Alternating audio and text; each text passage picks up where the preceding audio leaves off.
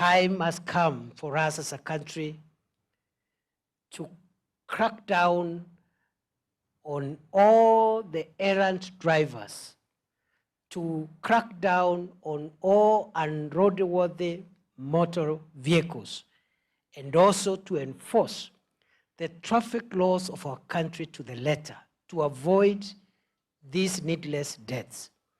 Today, road traffic accidents are competing with epidemics in terms of the number of people that we are losing. Between 2020 and 2022, we had COVID-19, a terrible epidemic. In those 2.5 years, between 2020 and 2022, the people who died out of COVID-19 were 4,600 people in 2.5 years.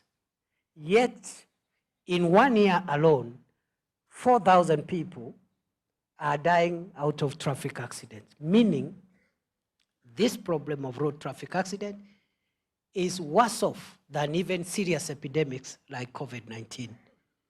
And therefore, I have had a discussion this morning with my counterpart, the Cabinet Secretary for Transport.